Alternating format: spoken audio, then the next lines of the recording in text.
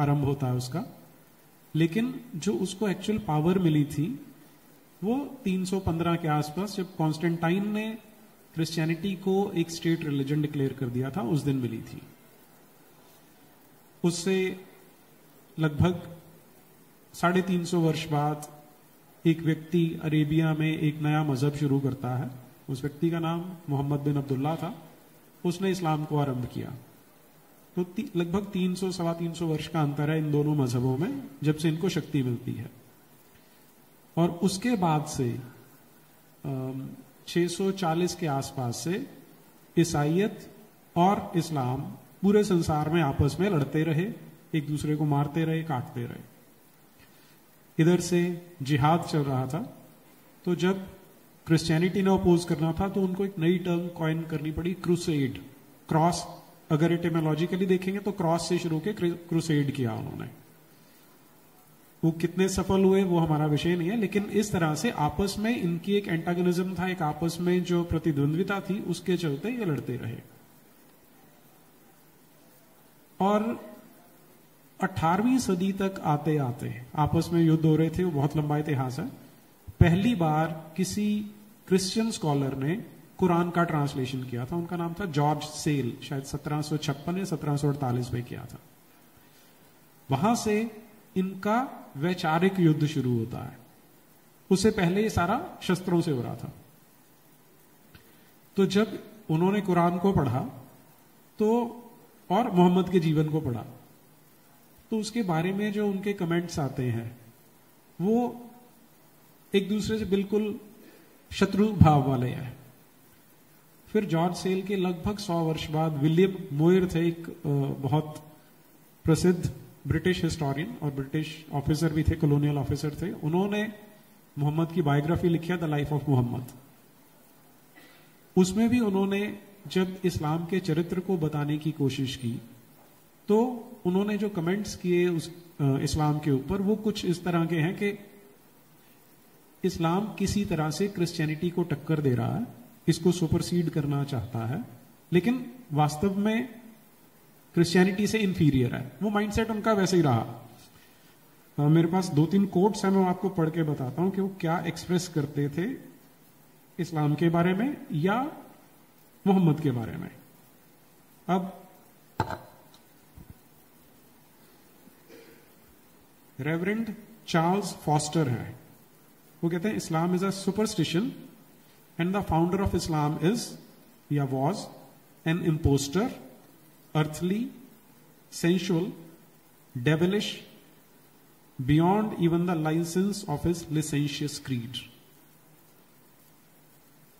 Islam is a curse, but लेकिन अब यहां पे क्या करते हैं हम? इस्लाम की भी निंदा कर रहे हैं, मोहम्मद की भी निंदा कर रहे हैं, लेकिन उनको एक इसका ऑब्जेक्टिव समझ में आता है कि हमारे लिए क्या फायदा कर सकता है। बोलते हैं कि संसार भर में मूर्ति पूजा फैली हुई है, तो इस्लाम मूर्ति पूजा को मिटाने का काम बड़े अच्छे से कर रहा है, इसलिए ये मूर्ति पूजा करने वालों से तो सुपीरियर है, लेकिन हमसे बहुत इंफीरियर है। इस बैकग्राउंड में अगर आप समझने की कोशिश करेंगे तो हमारे देश की जो बैटलफील्ड है वो बड़ी विचित्र है कि यहां पर जो इस्लामिक लॉबी है और जो मिशनरी लॉबी है, दोनों मिलकर काम करते हैं। अब पहले वो क्या बोलते थे कि जो आइडोलेट्री है that is the worst form of worship. आज बोलते नहीं है, वो अनस्टेटेड ट्रूथ है उनका, लेकिन इसको समाप्त करना है, उसके लिए दोनों मिलकर काम करते हैं। वो कितने सफल होंगे या नहीं होंगे वो अभी भविष्य के गर्भ में है, लेकिन जब इन दोनों का आगमन हमारे देश में होता है, इस्लाम जल्दी आ गया था और मोहम्मद बिन कासिम जब पहली बार यहां पे सफल होता है 812 में, और क्रिश्चियनिटी आती है वास्को डे गामा के बाद। वास्को डे गामा 1498 में आता है, उसके बाद फिर क्रिश्चियंस आने स्टार्ट होते हैं। तो हिंदू चाहें या ना चाहें, इस ग्लोबल वॉरफेयर में वो फंसे हुए हैं। इस कॉन्टेक्स्ट में आज की ये जो डिस्कशन है, मुझे लगता है पहली बार है ऐसा कि चर्चा होने वाली है। ये हमारे लिए आवश्यक क्यों हो जाता है? क्योंकि एक अंडर करंट चलता है हमारे देश में अभी भी। कई बार क्या होता है कि जब आप ऐसी बात करने लगते हैं तो लोग मुझसे कई बार आके पूछते हैं कि आप एंटी मुस्लिम बात कर रहे हो, या आप, एक नया टर्म है आज, इस्लामोफोब हो। तो मुझे उनको उत्तर ये देना पड़ता है कि हमारा जो संविधान है वो मुझे जो राइट्स देता है, जो अधिकार देता है, मैं उन्हीं के अंतर्गत बात करता हूं, कभी वायलेंस की बात नहीं करता। और बाय एंड लार्ज हमें करने की आवश्यकता भी नहीं है, क्योंकि जैसे जैसे हम इन दोनों विचारधाराओं को समझते हैं, अब जब मैं हम की बात कर रहा हूं तो वहां पर मैं हिंदूज के बजाय सनातन शब्द को अधिक प्राथमिकता देता हूं, क्योंकि हिंदू एक ज्योग्राफिकल टर्म आ जाते हैं कि हिमालय से लेकर समुद्र तक। लेकिन सनातन दृष्टि जो है वो तो वैश्विक है, सार्वभौमिक है, सार्वकालिक है, सदा के लिए है। और हम वो लोग हैं जिन्होंने कृणवंतो विश्व मार्यम की बात की। हम तो सभी को चाहते हैं कि सभी आर्य बने, सभी नोबल बने। और इस कॉन्टेक्स्ट में आज की जो है ये हम चर्चा करने वाले हैं, मैं उसका आरंभ रॉबर्ट जी से करने वाला हूं। रॉबर्ट जी ने जब बात की थी तो उन्होंने एक बड़ी इंटरेस्टिंग बात बोली रिलीजन के बारे में, कि रिलीजन क्या है और हमारा कॉन्स्टिट्यूशन जो हमें राइट्स देता है वो कैसे है। तो रॉबर्ट जी, मैं चाहता हूं हम वहीं से अगर इसको आरंभ कर सकें तो।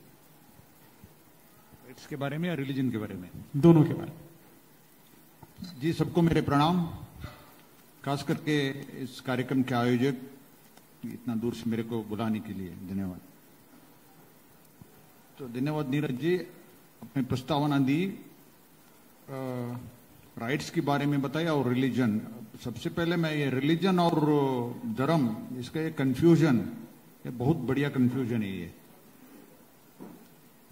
कई सारे शब्द है भारत मूल के, इनका अंग्रेजी में कोई अनुवाद नहीं हो सकता, कोई है ही नहीं।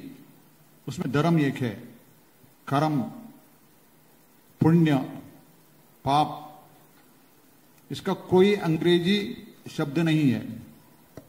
वैसे का तो परिवार का भी नहीं है, जो वो फैमिली बोलते हैं वो हमारा परिवार से कहीं मैच नहीं होता। एक हस्बैंड वाइफ एंड चाइल्ड, उनके लिए फैमिली है, अपना तो बहुत बड़ा है। स्टिल ये तो मूल धर्म है एक, जहां से मानवता शुरू हो गई धरती से, वहीं से एक वैल्यू सिस्टम भी शुरू हो गई। अगर हर प्राणी का एक वैल्यू सिस्टम होता है, आपने अगर गौर किया किसी प्राणियों के बीच में भी, वो भी अपने एक हिसाब से जीते हैं, उनमें भी एक नेता होता है और कई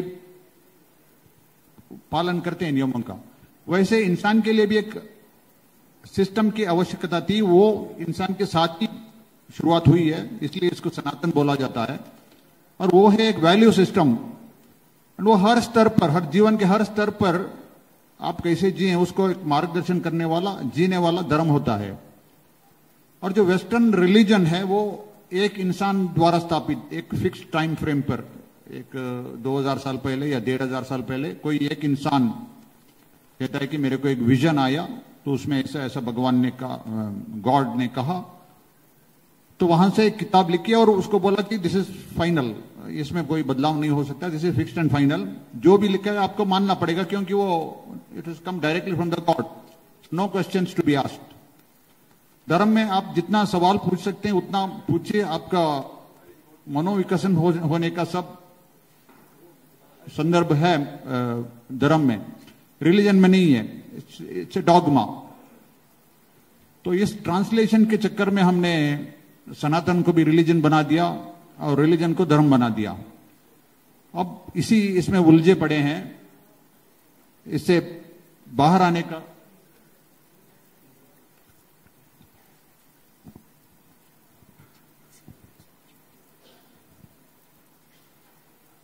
तो इसको सुलझने का काम हम जिससे जल्दी कर सके उतना अच्छा होगा। इन्होंने राइट की बात की, नीरज ने। संविधान कहता है कि आर्टिकल 25 जब रिलीजन के बारे में कहता है, मेरे को अक्सर अजीब लगता है, संविधान निर्माता जो भी है, महान महान लोग थे, इनको अगर रिलीजन क्या है इसका बेसिक भी पता होता तो एक कतई ये आर्टिकल होता ही नहीं है। क्योंकि इतना विचित्र आर्टिकल है वो, पहले से वो डाला क्यों, जरूरत क्या थी? अब बोलते हैं कि जो भी रिलीजन बाहर से है उनको प्रोटेक्शन के लिए डाला। तो रिलीजन यहां कब से है नीरज जी ने कहा कि वास्को डी गामा से है, नहीं थोड़ा सा करेक्शन करना चाहूंगा। असल में शुरुआत हुई थी ईसाईयत की 3री या 4वीं शताब्दी में भारत में आए थे छोटा गुट, वो आज भी केरल में मौजूद है। छोटा गुट है, वो एक्सपेंशनिस्ट नहीं है। जो एक्सपेंशन शुरू हुआ वो वास्को डी गामा के साथ हुआ। सो 3री शताब्दी से लेकर 1950 तक ईसाई थे यहां पे, उनको कोई कॉन्स्टिट्यूशन प्रोटेक्शन नहीं था, फिर भी थे ना, कैसे थे। तो अब कॉन्स्टिट्यूशन देने की क्या जरूरत पड़ी। यहां का समाज ऐसा है कि जो भी है बाहर से आया, कहीं से भी आया, वो जो भी प्रैक्टिस करना चाहे तो उसको हमारे समाज ने एक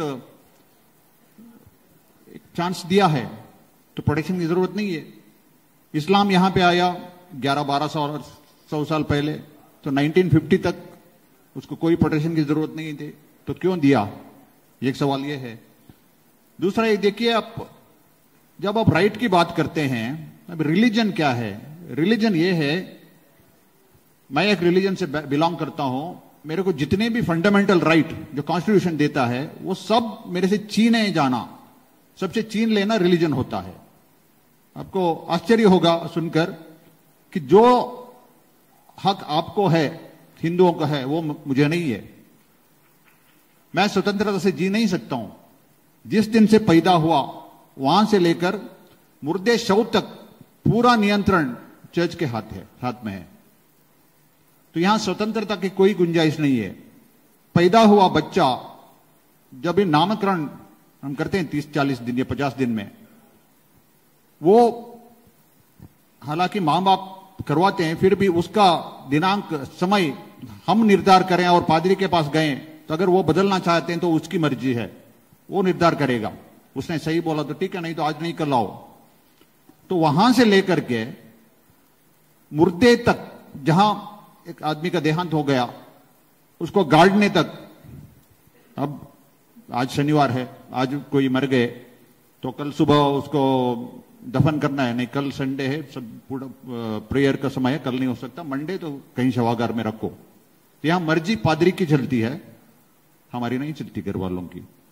और ये भी देखिए, ठीक है हमारे एक 5 एकड़ का जमीन है, वहां गाड़ देंगे, हम वहां दफन कर देंगे, ये भी नहीं होता।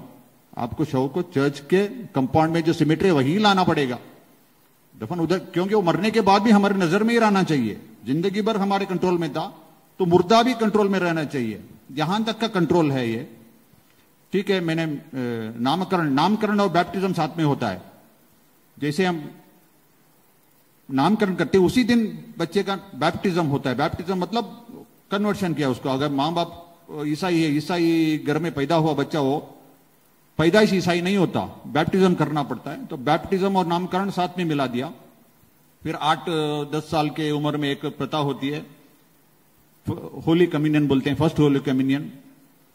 वो भी पूरे ब्रेन वॉश के बाद होती है। उसके बाद एक कंफर्मेशन होती है summer at the age of 12-13 साल में। फिर शादी की बात आती है। अब देखिए, अभी शादी का दिनांक और समय कौन तय करता है? लड़का लड़की के घर वाले मिलकर पसंद करते हैं, ठीक है इस लड़की का इस लड़की से शादी करवाएंगे। दिनांक भी फिक्स करते हैं, पादरी के पास जाते हैं। अगर पादरी ने मना किया ये दिनांक नहीं होता है, दूसरा दिनांक, तो आपको मानना ही पड़ेगा। दूसरा चांस नहीं है आपके पास। आप नहीं बोल सकते कि मैं बगल के चर्च के पादरी के पास जाऊंगा, वहां करवाऊंगा, नहीं कर सकते, क्योंकि एक दायरा है। जैसा कि एक पुलिस थाने का दायरा होता है, एक कोर्ट का दायरा होता है। कोई भी एक वारदात हुई, आप किसी भी पुलिस थाने में नहीं जा सकते, उसी एरिया के पुलिस थाने में जाके रिपोर्ट लिखानी पड़ती है। वैसे ही एक चर्च का दायरा होता है और उसी दायरे के चर्च के पादरी के साथ पास जाना पड़ता है और वो तय करेगा। अगर उसने आपकी तारीख मान ली तो ठीक है, नहीं तो उसके हिसाब से चलना पड़ेगा। लेकिन आपके यहां अगर पंडित बोले तो ये शादी नहीं करूंगा, तो बाजू हट जा, मैं दूसरे पंडित को लाके शादी करवाऊंगा। आप करते हैं ना, आपके पास फ्रीडम है, मेरे पास नहीं है। तो मुर्दा तक फ्रीडम नहीं है और ये सब करने का संविधान राइट देता है। अब देखिए मजा इधर, मतलब आपका हक छीनने का अधिकार मुझे संविधान देता है, आर्टिकल 25, राइट टू रिलीजन। अब आप कैसे देखते हैं इसको लॉजिकली? विरोधाभास हो गया ना जी। फिर कई लोग बोलते हैं कि राइट टू, वो बाद में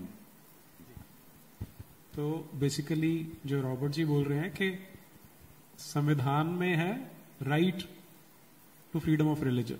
अब सुनने में बड़ा अच्छा लगता है, लेकिन अगर हम रिलीजन को समझ जाएं, ये जो ऑर्गेनाइज्ड रिलीजन्स हैं, तो they are a system to take away all your rights. इसीलिए तो यूरोप में जो रेनेसां की जरूरत पड़ी या एनलाइटनमेंट की जरूरत पड़ी, वो इसीलिए पड़ी।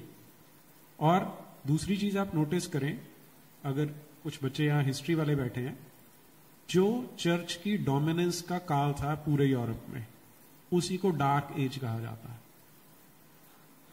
क्यों कहा जा रहा है? क्योंकि वहां पर एक ऐसा सिस्टम था, क्लर्जी द्वारा चलाया जा रहा, चर्च द्वारा चलाया जा रहा था, जो सिस्टमैटिकली आपके सारे राइट्स छीन लेती थी। और वो छीनने के लिए जो उन्होंने टूल्स बनाए थे, इंक्विजिशन वगैरह, उस पर हम नेक्स्ट टाइम अगले प्रश्न में आते हैं। अभी हम अल्मोसो जी के पास चलते हैं। अल्मोसो जी, जो अभी रॉबर्ट जी बात कर रहे थे आइडिया बिहाइंड रिलीजन, कि रिलीजन का जो मूल उद्देश्य है वो क्या है। क्योंकि हमारे देश में अगर आप देखें पिछले कम से कम 100 साल से, जब से गांधी जी सीन पे आए हैं, तब से एक आर्टिफिशियल क्रिएशन चल रही है, ऑल रिलीजन्स आर सेम या सर्वधर्म समभाव। और इसका सबसे बड़ा विक्टिम हिंदू ही बनते हैं, क्योंकि उनको पता ही नहीं है क्या है। तो ये जो आइडिया बिहाइंड रिलीजन है, अगर आप उसको एक बार डिस्क्राइब कर दें आप जी। So, thank you Young Thinkers Forum for organizing this vibrant and dynamic gathering of students. और नीरज जी और रॉबर्ट जी और सभी श्रोताओं को नमस्ते। तो ये सवाल एकदम मूल बेसिक सवाल है जो नीरज जी ने रखा कि आइडिया ऑफ रिलीजन क्या है। तो हिंदू धर्म क्या है वो आप लोग काफी हद तक जानते ही होंगे। तो मैं आपको एक सूरत बताता हूं, जो नमाज जब हम पढ़ते हैं, तो नमाज में आपने देखा होगा कि व्यक्ति ऊपर नीचे जाता है, खड़ा होता है, फिर नीचे जाता है। तो उसमें क्या चीजें पढ़ी जाती है वो मैं आपको उसका एक उदाहरण देता हूँ। बहुत सारी है वैसे तो कुरान की, उसमें कुरान की जो वर्सेस होती है उसको सूरा कहते हैं। तो उसमें एक सूरा आती है जिसको चैप्टर को सूरा कहते हैं और आयत को वर्स कहते हैं। तो ये चैप्टर ही है 111। तो वो ऐसी जाती है कि तब्बत यदा अबी लहब्यु व तब्बा मा अगना अनहु मालहु वमा कसब सयसला नारन जाता वमा कसब। और ऐसा उसका मैं भूल चुका हूं, अभी जब छोटे थे हम तो याद करके पढ़ते। तो उसका मीनिंग ऐसा है कि एक अबू लहब की बात हो रही है ये वर्स में, कि तब्बत यदा अबी लहब्यु व तब्बा, अबू लहब के दोनों हाथ नष्ट हो जाएं और उसका जीवन नष्ट हो जाए। माँ अगना अनहो मालहू व माँ कसब, उसका जो माल है, मतलब उसकी जो वेल्थ है, उसका उसने जो संपत्ति हासिल करी है, ये उसके कुछ काम नहीं आएगी। जहन्नुम की आग में ये अबू लहब जलेगा। आखिरी की 2 वर्सेस ये कहती कि उसकी जो बीवी है जो उसको मदद करती थी, उसका भी यही हश्र होगा और इसके गले में एक रस्सी का फंदा पड़ेगा। तो ये है आइडिया ऑफ रिलीजन। आप लोग एग्री कर रहे हैं ये आइडिया से? अब अबू लहब कौन है? जो मैसेंजर ऑफ इस्लाम है, उनको अपोज करता था। वो और उनकी वाइफ मिलके उनको अपोज करती थी। तो कुरान की वर्ड्स आ गई जो ये कह रही कि अबू लहब की जिंदगी और अबू लहब के हाथ को खत्म कर दो, खत्म हो जाएंगे। अब वो ये सुनने वाला वही करना चाहे या ये चीज बाद में होगी, दोनों उसके इंटरप्रिटेशन दिए जा सकते हैं। जो ज्यादा समझदार है वो कहेगा कि मैं अभी इसके हाथ खत्म कर देता हूं, इसका जीवन अभी नष्ट कर देता हूं, इसकी बीवी को भी नष्ट कर देता हूं। तो ये आइडिया ऑफ रिलीजन क्या आप कंपेयर कर लीजिए, आपके ध्यान में, आपके जहन में जो आइडिया ऑफ रिलीजन है, क्या ये मैच होता है? नहीं होता है। तो ये है आइडिया ऑफ रिलीजन। तो इससे ये बहुत बेसिक चीज है, किसी को ज्यादा पढ़ने की आवश्यकता नहीं। एक और मैं सूरा अगर बताऊं, या नीरज जी आप पूछिए, आप कुछ बोलना चाहते? पहली तो जो अभी अल्मोसो जी ने बताया कि अब इसकी कॉन्टेक्स्ट ऐसे समझ के देखिए, जब हम प्रोफेटिक मोनोथीज्म की बात करते हैं तो प्रोफेटिक यानी पैगंबर है, पैगंबर जो पैगाम देने वाला है, मैसेज देने वाला है, उसको किसी ने चुना है। जब ये आज वाली इस डिस्कशन की बात चल रही थी तो एक टाइटल बना था फ्रॉम डॉगमा टू धर्मा। अब डॉगमा क्या होता है? एक ऐसा बिलीफ जिस पे आपको विश्वास करना है विदाउट एनी क्वेश्चन। तो जब आप प्रॉफिट की बात कर रहे हैं वो कुछ ऐसा है कि मान लीजिए आज सुबह मैं उठा, इस हॉल में आया, मैंने सबको बोला भी मेरे पास विष्णु जी का मैसेज आया था कि आज से उनके सारे मैसेजेस मेरे थ्रू आएंगे और किसी के थ्रू नहीं आ सकते, और अगर किसी और के थ्रू आएंगे तो वो नकली है, उसको मार सकते। तो आप में से कितने लोग इस बात पे विश्वास कर लेंगे? जो कर लेंगे हाथ उठाना जरा, जो नहीं करेंगे वो हाथ उठाना जरा। Put your hands down now. अब मुझे यहां आशुतोष जी ने सम्मान से बुलाया और मैं ये बात यहां स्टेज से आके बोलता हूं, तो आप लोग मानेंगे तो नहीं, पर आपके मन में ये भी आ सकता है यार क्या बेवकूफ आदमी को बुला लिया। यही आना चाहिए अगर आप नेचुरल लॉजिकल थिंकिंग वाले हैं, तो यही विचार आएगा। तो ठीक ऐसा ही वहां मक्का में भी हो रहा था। एक शब्द सबने हमारे यहां मजनू शब्द सुना हुआ है। मजनू का अर्थ होता है पागल। कुरान में मोहम्मद को बार बार ये आ रहा है कि तुम मजनू नहीं हो, ये मक्का वाले तुम्हें मजनू बोल रहे हैं। तो वही अबू लहब जिसकी बात की इन्होंने, वो उसको अपोज कर रहा था कि यार ये किस तरह की बेसिर पैर की बात कर रहे हो। तो इसके लिए कुरान में आयत उतर के आ जाती है, जो सो कॉल्ड अल्लाह वो आयत उतार देता है, वो आज भी पढ़ी जाती है। तो does it make any sense? तो आम लोगों के लिए तो it won't make any sense, लेकिन वहीं पे डॉगमा और धर्मा का डिफरेंस आ जाता है कि डॉगमा है, बोल दिया विश्वास करना ही है, अल्लाह पैगंबर भेजता है, उसको चुना है, ये भी मानना पड़ेगा, तो मुझे विष्णु जी ने देना पड़ेगा, समथिंग लाइक उस तरह से आपको चलना पड़ेगा इसमें। अब ये जो इन्होंने पॉइंट उठाया अल्मोसो जी ने, कि अगर हम इस तरह की बात कर रहे हैं कि आइडिया बिहाइंड रिलीजन क्या है, तो इसका मतलब ये हुआ हम उसको अगर एग्री नहीं कर रहे, तो फिर अगला क्वेश्चन ये होता है कि ये इस्लामिक फिलॉसफी जो है वो क्या है। तो जो बेसिक फिलॉसफी है, क्योंकि अब ये तो क्लियर होना शुरू हो जाता है कि इनका जो जिन्हें प्रोफेटिक मोनोथीज्म कहते हैं, इसका सनातन धर्म से दूर दूर का कोई लिंक नहीं है, कोई स्ट्रक्चर मैच नहीं करता। तो जो फिलॉसफी है क्या वो मैच करती है? तो क्योंकि अल्मोसो जी फिलॉसफी ही पढ़ाते हैं तो इज ए बेटर पर्सन, और क्योंकि इन्होंने इस्लामिक फिलॉसफी भी देखी है, तो इसलिए इस्लामिक फिलॉसफी क्या है वो थोड़ा ब्रीफ में बता दें। देखिए, सबसे बेसिक तो हम सबको पता ही है, जो आप अजान दिन में 5 बार सुनते हैं, उसमें इस्लामिक फिलॉसफी बहुत अच्छे से जाहिर की जाती है। अल्लाह अकबर, अल्लाह अकबर, God is the greatest. Which God? Allah, not God. आप गॉड सोचेंगे तो आप अपना भी गॉड उसमें डाल देंगे, नहीं, अल्लाह अकबर। तो ये सबसे पहला है, अशहदु अन ला इलाहा इल्लल्लाह, उसके समान कोई नहीं है। ये जो 5 बार बोला जा रहा है लाउड स्पीकर से हजारों जगह एक साथ, है ना, और कोई उसकी ध्वनि भी इस तरह की नहीं रहती कि सुन के हमें बहुत ही आनंद आए। तो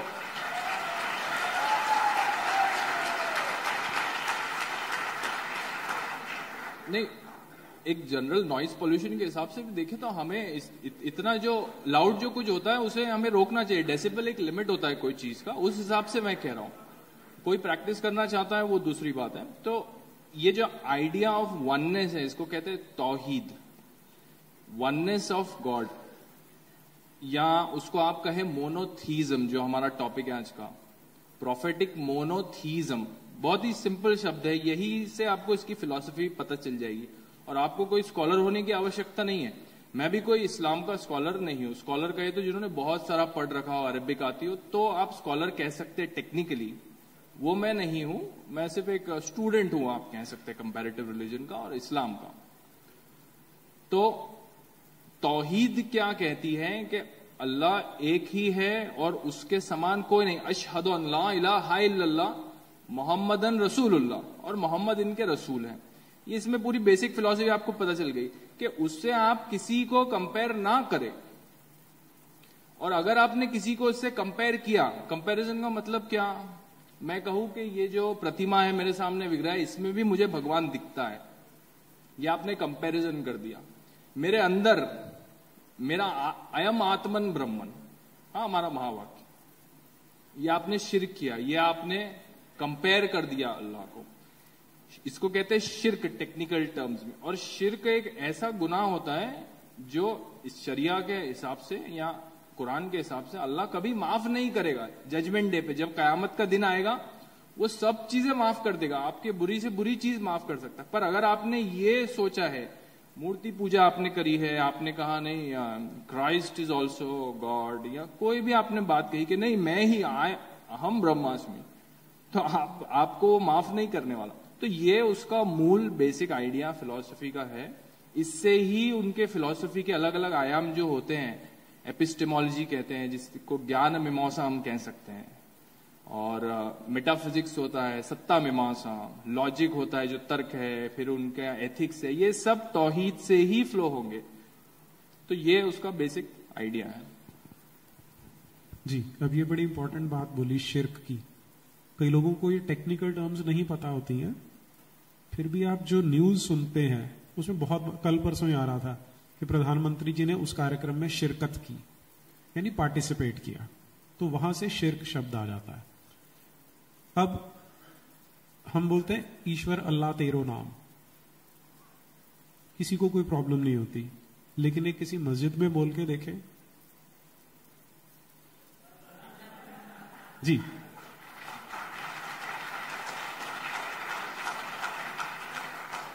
उसका रीजन क्या है? जो इन्होंने तौहीद शब्द बोला ना, तौहीद अगर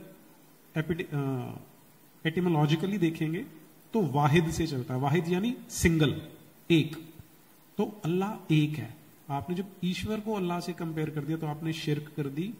शिर्क कर दी तो अब आप मुशरिक हैं। उसके लिए टेक्निकल टर्म है मुशरिक, और उसके लिए कोई माफी नहीं है। तो मान लीजिए आप में से कोई व्यक्ति है, अब सबसे घटिया क्राइम क्या हो सकता है? मेरा मानना है कि रेप सबसे घटिया क्राइम होता है। अल्लाह रेप को माफ कर देगा, जिसने सैकड़ों बच्चियों से रेप किया उसे भी क्षमा कर देगा, लेकिन अगर उसने ईश्वर अल्लाह तेरो नाम ये बोल दिया है तो क्षमा नहीं करेगा। ये अल्लाह की कॉन्सेप्ट है, इसलिए इसे कभी भी आप ईश्वर से या किसी विष्णु से किसी से कंपेयर मत कीजिए। करते हैं तो आप गलती करते हैं।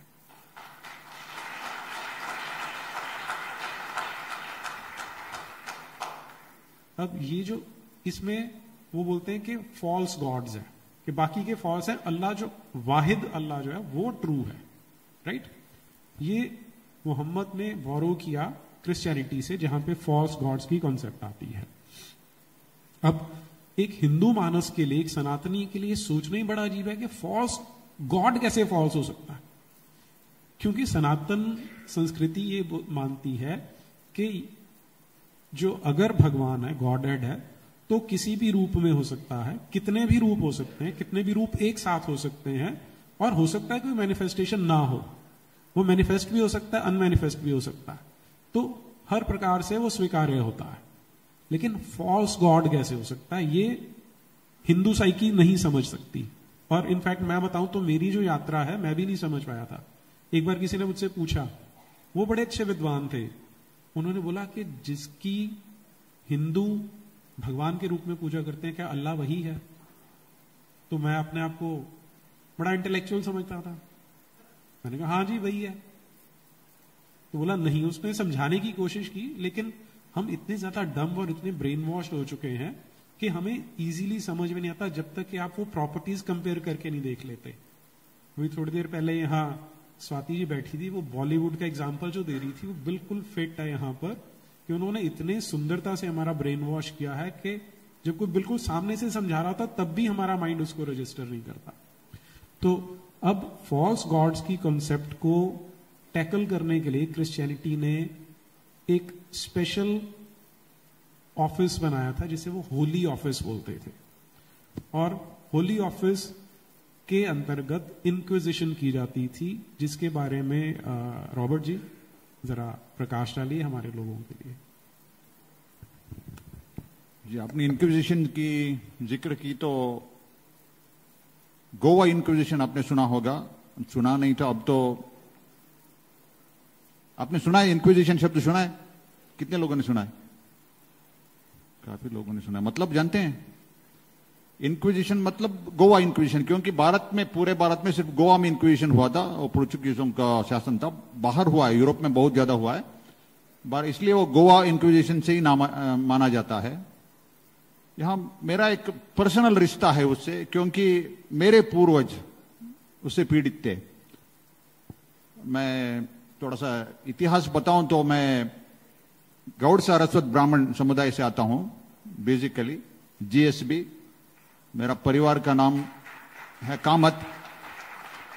और जितने भी तटवर्ती कर्नाटक मैंगलोर से आया हूं, जितने भी तटवर्ती कर्नाटक में कोंकणी बोलने वाले लोग आपको मिलेंगे, वो सारे गोवा से माइग्रेट हुए हैं, चाहे वो ईसाई हो या हिंदू हो।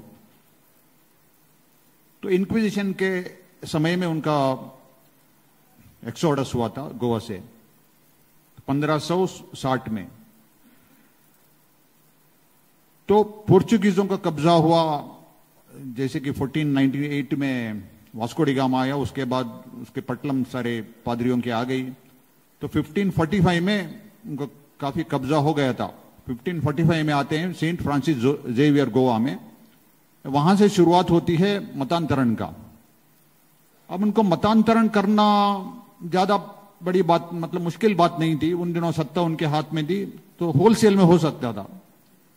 एक एक पकड़ के बैप्टिज्म किया तो ठीक है, अच्छा है। अगर होलसेल में करना, तो होलसेल करने का तरीका ऐसा था कि कोई एक गांव के कुआं में गोमांस डाल दिया और जिसने भी उसका पानी पिया उसको डिक्लेयर किया तो वो ईसाई है। तो होलसेल कन्वर्शन, उस तरफ से तो कन्वर्शन तो हो गया, लेकिन लोगों ने प्रथा नहीं छोड़ी। अपना जो भी रोजमर्रा के जो हिंदू बनकर करते थे वो अभ्यास नहीं छोड़े। तो उसको छुड़ाना बहुत जरूरी है, क्योंकि अब तो ईसाई बन गए हो। तो इंक्विजिशन है बेसिकली ये ईसाइयों के लिए, हिंदुओं के लिए नहीं है। मतलब जो जबरदस्ती कैसे भी ईसाई बने, तो दूसरे दिन से आपने नहाना छोड़ देना चाहिए। नहाना इट्स बैन। फिर जो भी आपकी है, आपको चौंक जाएंगे बोला तो धोती पहनना बैन। ये हमारे यहां स्वागत के लिए हम पान और सुपारी देके किसी को स्वागत करते हैं, वो नहीं करना चाहिए। अगर आपके घर के आसपास कहीं भी एक तुलसी का पौधा, चाहे वो अपने आप में उगा हो, मिला, तो वो पनिशेबल ऑफेंस। ऐसे ये सब पनिशेबल ऑफेंस थे। तो इसका पनिशमेंट होता था, ये कोई थी बहुत ज्यादा हिंसा की इधर मैं डिस्क्राइब नहीं कर पाऊंगा, इतना ज्यादा। आजकल आप ये देख रहे हैं ना, जिहादियों का जो भी हिंसा है वो कुछ भी नहीं उसके सामने। उससे 10 गुना बड़ा हिंसा देने का एक व्यवस्था, और वो भी कानूनबद्ध तरीके से। इंक्विजिशन कोर्ट हम बोलते हैं, तो ऐसे नहीं कि किसी को पकड़ के लाके मार दिया। तो पूरा कानूनबद्ध एक इंक्विजिटर होता था, वो जो जज बैठता है ना कोर्ट में, उसको इंक्विजिटर बोलते हैं। और उसके सोल्जर्स होते थे, ब्लैक सोल्जर्स। किसी ने अगर एक कंप्लेन कर दिया कि फलाने आदमी ने, मैंने देखा कि आज सुबह उठ के नहाया, तो उसको पकड़ के लाया इसके सामने, इंक्विजिटर के सामने, और इंक्वायरी शुरू। जब तक वो मानेगा नहीं तब तक उसको मारेंगे, उसका आधा जान। अगर उन्होंने माना, हाँ सुबह उठ के माना था क्योंकि, तो तेरे अंदर बैड ब्लड, जो खराब खून है ना, हिंदू होते थे पहले, वो है, इसकी वजह से तुम ऐसे कर रहे हो, इसलिए आपके लिए पनिशमेंट करना है। पनिशमेंट भी टॉर्चर, कई दिन का टॉर्चर करने के बाद अगर छोड़ दिया तो अच्छा। ज्यादातर ऐसे करते थे कि टॉर्चर कर करके उसने क्षमा मांगा तो भी उसको छोड़ा नहीं। अंत में 1 महीना 2 महीना टॉर्चर करने के बाद अब डिक्लेयर करते, आज तेरे इतना एक करने की प्रायश्चित हो गया, अब तुम सारे पापों से मुक्त हो गए हो। अब ठीक है, अगर वापस छोड़ दिया, घर जाओगे तो क्या करोगे? फिर जाके वही पाप में पड़ जाओगे। अब तुम प्योर हो गए हो, मतलब स्वर्ग जाने के लायक हो गए हो, फिर पाप में पड़ जाओगे। तो इसके लिए उसको जाके एक खंबा है, आज भी गोवा में आपको देख सकते हैं, हथ कतरो खंबो बोलते हैं कोंकणी में, एक पत्थर का खंबा, उसको बांध के उसको जलाया जाता था, बर्निंग अलाइव। और डिक्लेयर किया जाता था बड़े खुशी से कि वो स्वर्ग गया, पूरा सर्टिफिकेट भी मिलती थी, वो सीधा स्वर्ग गया। ये था इंक्विजिशन।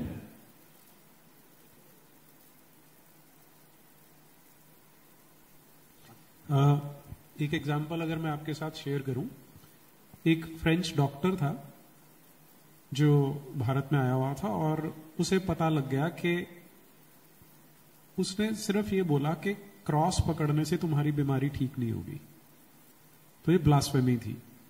तो चर्च ने उसे अरेस्ट कर लिया। उसे शिफ्ट करना था जहां गोवा में हेडक्वार्टर्स थे। तो वो अपने बायोग्राफी में लिखता है कि पहले मुझे दमन लेके गए। अब दमन में वो जेल को एक्सप्लेन कर रहा है कि एक 25 फीट बाय 20 फीट का सेल है, डबल स्टोरीड है। जो ग्राउंड फ्लोर है उस पर पुरुषों को रखा जाता है, जो ऊपर वाली फ्लोर है उस पर महिलाओं को रखा जाता है। और उस कमरे के बिल्कुल सेंटर में एक फीट रेडियस का खड्डा खोदा हुआ है। अब उसमें, और इस जेल में, सो कॉल्ड जेल में उस समय 40 लोग हैं और किसी को भी मल मूत्र त्यागना है तो उस खड्डे में त्यागेगा, बाहर नहीं निकाला जाएगा उसे। और जो ऊपर महिलाएं हैं उनके लिए भी उनकी जो छत है लकड़ी, उसमें बस एक छेद किया हुआ है। और जब उसे ले जा रहे थे तो सेंटेंस जिसने मुझे टच किया वो क्या था, बोल रहा था कि यहां पे मैं बंद था। अब आप कल्पना करके देखें, ऐसी काल कोठरी है जिसमें इतनी स्टेंच, इतनी बदबू आ रही होगी, और लेकिन वो कह रहा था मुझे ये भी स्वर्ग जैसी लग रही है क्योंकि मुझे पता है जहां लेके जाएंगे वहां मेरे साथ क्या होगा। तो ये है हिस्ट्री ऑफ इंक्विजिशन, जो हमें हमारे देश में ही नहीं पता कि ऐसा होता रहा है। और ये आपको बहुत कुछ बताता है कि जो मोनोथीस्टिक क्रीड्स हैं उन्होंने किस तरह के एट्रोसिटीज किए हैं और उनके किस तरह के एथिक्स रहे हैं। और अलमोसो जी, जब हम एथिक्स की बात करते हैं तो बाय एंड लार्ज हमारे देश के लोग इस्लामिक एथिक्स को ठीक से पकड़ नहीं पाते हैं, समझ नहीं पाते हैं कि वो किस तरह के एथिक्स निकलते हैं। तो इस पे अगर आप बता पाए।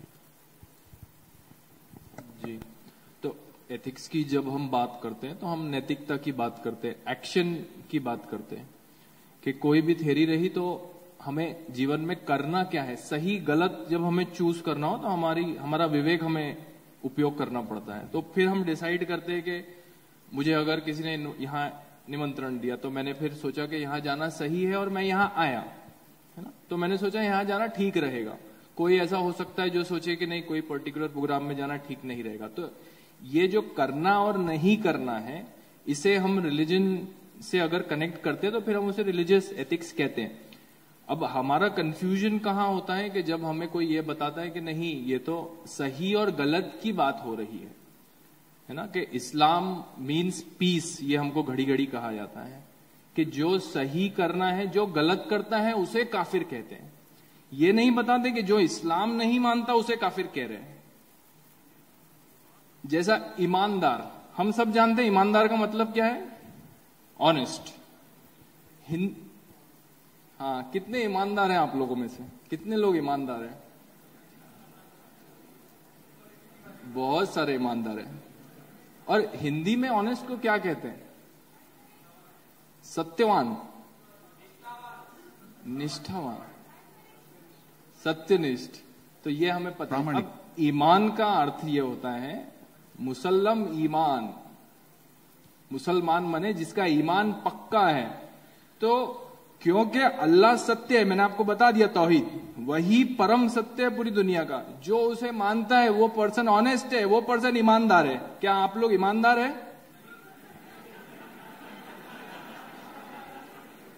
तो यही बात है। तो एथिक्स यहां से सही और गलत निकल रहा है कि अगर तुम ईमानदार हो, हम कहते हैं अरे ये बहुत ईमानदार आदमी है, इसे काम दो, उसका हमारे लिए उसका मतलब हो गया कि ये ऑनेस्ट है, ये सत्यनिष्ठ है, सत्यवान है। पर इस्लामिक टर्म्स में या उसका जो ओरिजिन है वर्ड का, उसका यह मतलब है कि ये वो एक सत्य पे ईमान रखता है। आप समझे मेरी बात? तो ये एथिक्स हो गया, ये राइट और रॉन्ग हो गया। तो इस्लामिक एथिक्स उसकी ये आइडिया ऑफ गॉड से फ्लो होंगे। तो आप भले ही कितने भी अच्छे अपने जीवन में अपने कार्य किए हो, बच्चों को मदद की हो, गरीबों को खाना खिलाया हो, जो भी अच्छे काम आप सोच सकते हैं। अगर आपका अगर अल्लाह पे ईमान नहीं है तो फिर हमने बता दिया आपको कि क्या होगा, कि शिर्क किया है तो फिर आप कितने भी अच्छे काम करिए तो वो उसकी कोई गिनती नहीं, और कितने बुरे काम करिए और अल्लाह पे ईमान है, ईमानदार है, तो फिर आपके सब माफ। तो ये सही हुआ, कौन सा इसमें सही गलत है? ये सही गलत की परिभाषा है, ये इस्लामिक एथिक्स है। सब चीजें, इस्लाम की पूरी फिलॉसफी कुरान से ही फ्लो होती है, इसलिए उसको आप लॉजिक से स्टार्ट नहीं कर सकते। वो एक मशहूर फ्रेज है ना, अकल का दखल नहीं चलेगा, ईमान में अकल का दखल नहीं है। क्यों? क्योंकि it's a believing ideology. That is the main difference between idea of these two religions. One makes you अ सीकर, आप शोधते हैं, हाँ, साधते हैं, साधना करते हैं। दूसरे में आप ईमान लाते हैं। थ्योरी इस प्रकार की है कि आप क्या करेंगे मुझे बताइए। एक फरिश्ता आके 23 साल के अंतराल में आप किसी को एक किताब दे गया, यहीं से शुरुआत है। लगाइए तर्क, अब इसके आगे लगाइए अब तर्क। ये है लॉजिक, इस्लामिक फिलॉसफी। तो यहीं से सब एथिक्स आप फिर अब निकालिए आगे। नहीं, इस पे जो इसका एक सीरियस एंगल है, अभी हमने वो जो श्रद्धा वाकर वाला केस सब ने देखा कि एक लड़की के 35 टुकड़े करके वो फ्रिज में रखता और एक एक टुकड़ा करके डिस्पोज ऑफ करता उसको। जब उसको इंटेरोगेट किया गया था तो कहता है कि मुझे तो जन्नत मिलेगी। ये जो बात बताने की कोशिश करें, ये हमारे लिए ज्यादा इंपॉर्टेंट है कि ये जो सेट ऑफ एथिक्स है, ये आपकी सोच से, आपकी मोरालिटी से, आपकी नैतिक शिक्षा से बिल्कुल मैच नहीं करेगा। दूसरा एग्जांपल देता हूं, वो एक वीडियो वायरल हुआ था शायद पिछले वर्ष कि एक छोटी सी बच्ची है शायद 15-16 वर्ष की, उसको 4-5 लड़के टीज कर रहे हैं, उसके कपड़े, उसकी दुपट्टा खींच रहे हैं, उसको तंग कर रहे हैं। वो बोल रही है, भैया मुझे भगवान के लिए मुझे छोड़ दो। तो हंसते हुए कह रहे हैं, बोल अल्लाह के लिए छोड़ दो, बोल अल्लाह के लिए छोड़ दो। और फिर भी उन्होंने छोड़ा नहीं, उसके साथ बहुत कुछ किया। लेकिन ये छोटे छोटे इंस्टांसेस आपको धर्म और रिलीजन का डिफरेंस बताते हैं। ये अब हिंदू साइकी कैसे काम करते हैं, नहीं वो आइसोलेटेड केस होगा, आइसोलेट, ये कहां से फ्लो करता है, अगर आप उसको समझ जाएंगे फिर ये कंफ्यूजन नहीं रहेगा। डॉगमा और धर्म में यही अंतर है जो उन्होंने बोला कि एक बोलता है ब्लाइंड फेथ तुम्हारा होना चाहिए इस पे। Dogma means you have to believe it irrespective of whether it matches your senses or not. धर्म बोलता है सीख करो, ढूंढो, सत्य को खोजो। तो ये अंतर है इनमें। जैसे अब मैं बहुत लंबे समय तक अपनी आयु में मैं नास्तिक, लेफ्टिस्ट, कम्युनिस्ट ऐसा रहा हूं, और मैं अपने पेरेंट्स से झगड़ा करता था कि तुम ये क्या पत्थर की मूर्ति को पूजते हो, और मेरी उनसे बहस होती, वो राम जी बोलते, राम जी को ऐसे नहीं बोलना। तो मैं कहता था राम को क्यों मानते हो? तो अपने लॉजिक देते थे कि देख ग्रंथ में लिखा हुआ। तो मैं उन्हें काउंटर आर्गुमेंट क्या देता था कि आज से 500 साल बाद कोई किताब निकलेगी स्पाइडरमैन की, तो क्या स्पाइडरमैन को भगवान मानने लग जाएंगे? तो मेरे माता पिता मुझे काउंटर आर्गुमेंट नहीं दे पाते थे, लेकिन किसी ने ये नहीं बोला कि तेरा सर तन से जुदा कर देंगे, कि तूने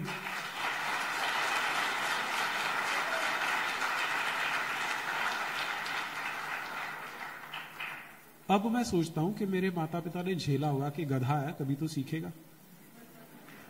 हाँ, और हुआ भी वैसा ही। धीरे धीरे धीरे धीरे मुझे समझ में आना शुरू हुआ कि किस तरह से, अब थोड़ी देर पहले जब फेक नैरेटिव की बात हो रही थी, मैं अगला प्रश्न रॉबर्ट जी से वही लेने वाला हूं, लेकिन हमारे अंदर इंफीरियरिटी कॉम्प्लेक्स बड़ा प्लान करके भरा गया। मेरी एक मुंह बोली बहन होती थी, हमारे घर से 8-10 घर दूर रहती थी। तो राखी का दिन था, उससे राखी बंधवाई। जो उसका अपना सगा भाई था उसने भी राखी बंधवाई। हम इकट्ठे कॉलेज जाने के लिए बस स्टॉप की ओर जा रहे थे। उनके घर से निकलते ही फटाफट सबसे पहले तिलक मिटाया कि यार कोई ये ना बोले कि ये तो रिग्रेसिव है। मैं अब ये सारी बातें अब मैं याद करता हूं लेकिन खासियत क्या है कि हमारे समाज ने, मेरे माँ बाप ने, सबने हमें टॉलरेट किया यार कि बेवकूफ है, सीखेगा, और सीखा भी हमने। लेकिन ये फेक नैरेटिव इतने ज्यादा इनग्रेन्ड है, इतने ज्यादा स्मार्टली किए जाते हैं, हमारी ब्रेन वॉशिंग, कि आज हम बैठे हैं, आज 75 साल हो गए। हालांकि ये बातें तो शायद 47 में क्लियर आउट हो जानी चाहिए थी, लेकिन नहीं हुई, क्योंकि टेक्स्ट बुक्स हैं, मीडिया है, बॉलीवुड है, पॉलिटिकल डिस्कोर्स है, वो सारे का सारा एक ही डायरेक्शन में लेके जाता रहा हमें। इसलिए आज हम इस लेवल तक पहुंचे हैं। और ये जो फेक नैरेटिव चलता है, अभी क्या होता है, आप देखें सारा, अगर सोशल मीडिया पे भी डिस्कोर्स देखेंगे तो इस्लाम के बारे में तो बात फिर भी होती है, क्रिश्चियनिटी पे ऑलमोस्ट नेग्लिजिबल बात होती है। जो पिछला सत्र था फेक नैरेटिव्स वाला, उसमें भी प्रफुल्ल जी जब बात कर रहे थे तो उन्होंने इस्लामिक नैरेटिव की बात भी की, वोकिज्म की बात भी की, लेकिन क्रिश्चियनिटी शब्द नहीं बोला, उन्होंने वेस्ट के नैरेटिव की बात की। तो चर्च किस तरह से फेक नैरेटिव जनरेट करती है, रॉबर्ट जी? जी नीरज जी, सुबह से हम सुन रहे हैं ये बात, नैरेटिव, फेक नैरेटिव, कई सारे उदाहरण भी हमने देखे। अभी फिलहाल 100-150 वर्ष पहले तक का एनालिसिस भी हुआ, लेकिन ये कब से शुरू हुआ, इसकी जड़ कहां पे है, या कहें तो इसकी गंगोत्री कहां है, कहां से निकलती है फेक नैरेटिव? हमने सबने सुना होगा, एक आजकल लेते हैं गोबेल्स लॉ, सुना है ना सबने? गोबेल कब हुआ करता था? हिटलर का एक मंत्री था जोसेफ गोबेल, उसने एक व्याख्यान दिया कि एक झूठ आप 100 बार बोलो वो सच हो जाता है। Repeat life for 100 times it becomes truth.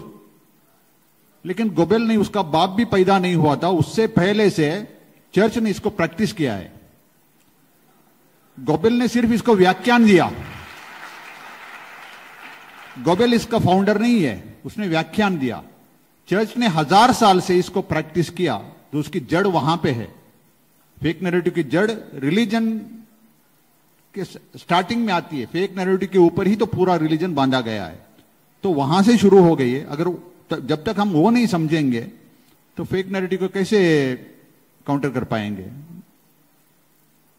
और कौन सा सही कौन सा गलत ये समझना भी मुश्किल होता है।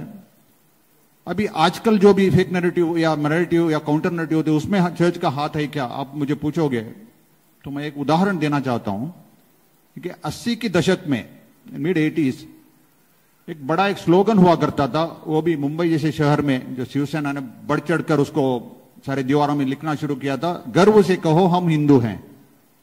हर जगह पे देखने को मिलता था, शिवसेना ने इसको ज्यादा प्रमोट किया था। तो थोड़े समय में उसका एक काउंटर नैरेटिव आ गया कि प्यार से कहो हम इंसान हैं। तो एक जगह लिखा है गर्व से कहो हम हिंदू हैं, तो प्यार से कहो हम इंसान हैं। अब देखिए, आप एक सच्चे हिंदू के सामने दोनों रख दोगे तो वो कौन सा पर मार्क करेगा, टिक करेगा, पहला या दूसरा? सेकंड ना। यानी हिंदू पहले बोलो हम इंसान हैं, वही आप अगर ईसाई के सामने, मतलब गर्व से कहो हम ईसाई है और प्यार से कहो हम हिंदू है, प्यार से कहो हम इंसान है, तो ईसाई प्रिफर करेगा कौन सा? Not the second, first one. गर्व हम ईसाई है तो फिर ह्यूमन तो है ही, ऑब्वियस।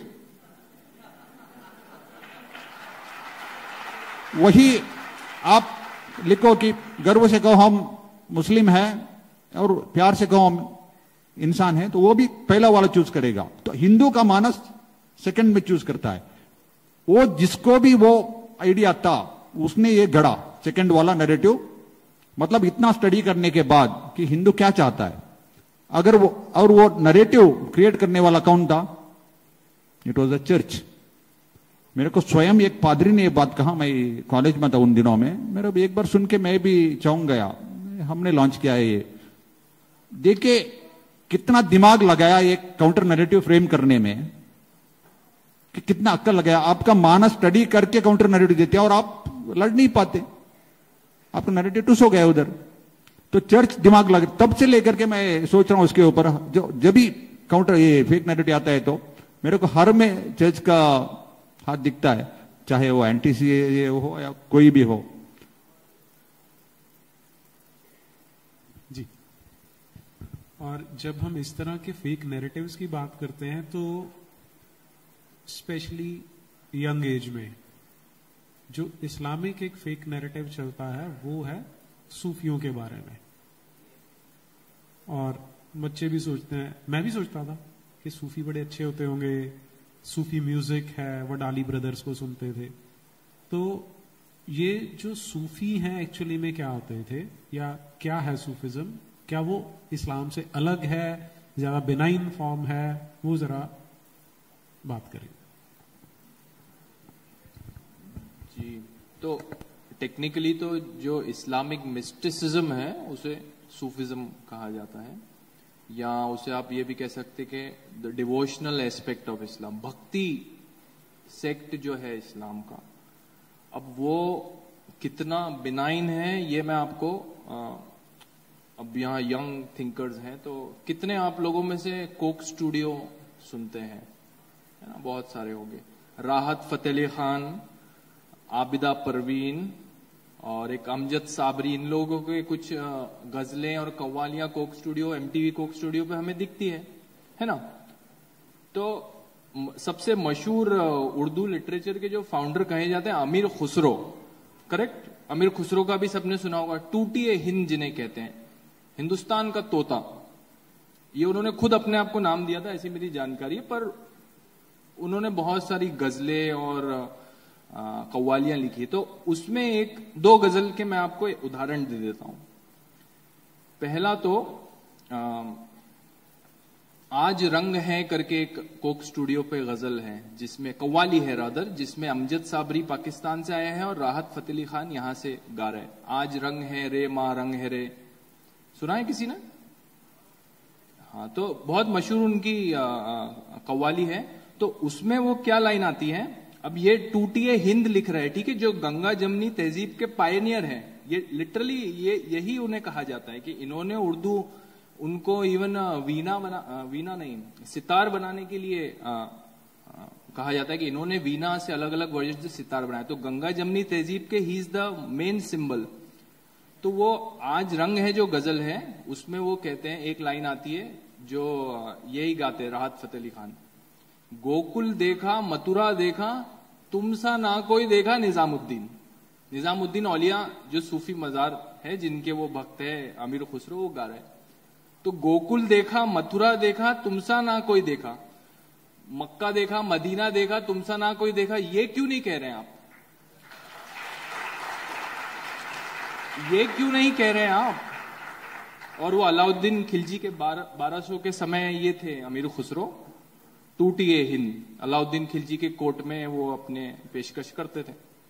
फिर दूसरा जो मैं कह रहा हूं एग्जाम्पल, ये उनके फेमस छाप तिलक, तो आप सबने ही सुना होगा। इसका क्या मतलब है? छाप तिलक सब छीनी तो से नैना मिलाई के, किससे नैना मिलाई के? निजामुद्दीन औलिया। तो टोपी और दाढ़ी क्यों नहीं छीनी, छाप तिलक क्यों छीना? ये है सूफिज्म, ये है आपका सूफिज्म।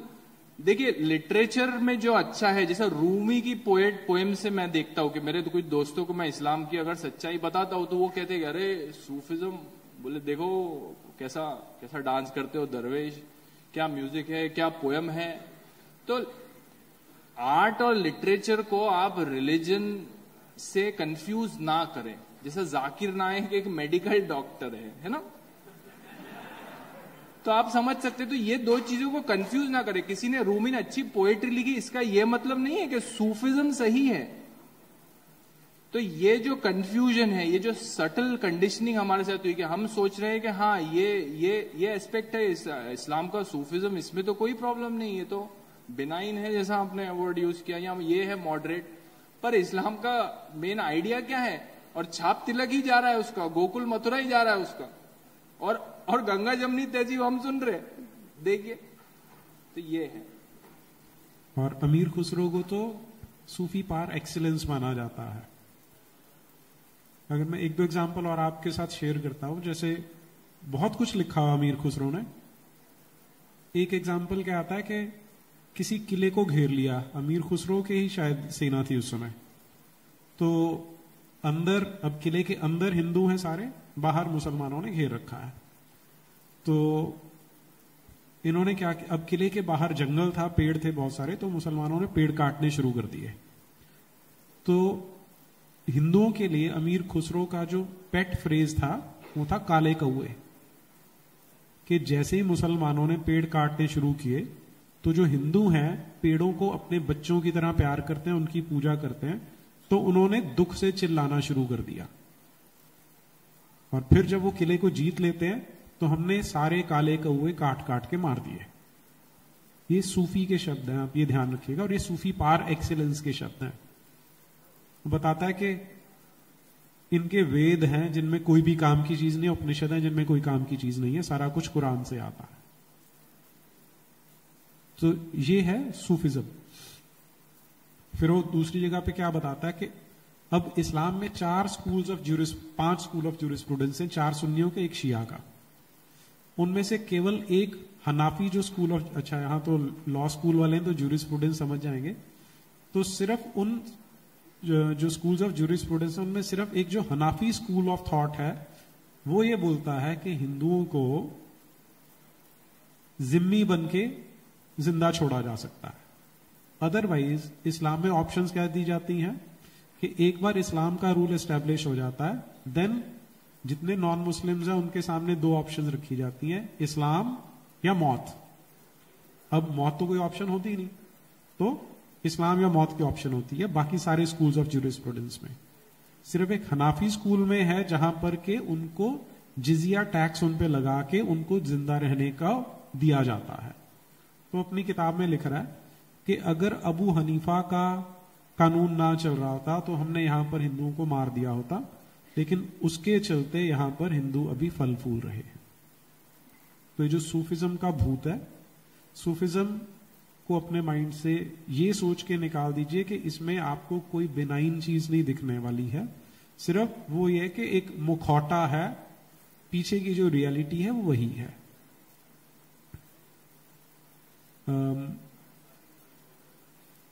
जैसे इन्होंने बोला कि वो कन्वर्ट करने के लिए एक सॉफ्ट फेस दिखाया जाता है उसमें, तो वैसे ही जब हम बात करते हैं दोनों रिलीजन्स की, जब यहां पे पहुंचे तो उनके 2 ऑब्जेक्टिव्स है यहां भारत में आने के। एक तो यहां की जो धन वैभव था, संपदा थी, उसको लूटना था, और दूसरा यहां के लोगों को कन्वर्ट करना था, क्योंकि दोनों ही क्रीड्स, दोनों ही थॉट प्रोसेस ऐसे ही चलते हैं।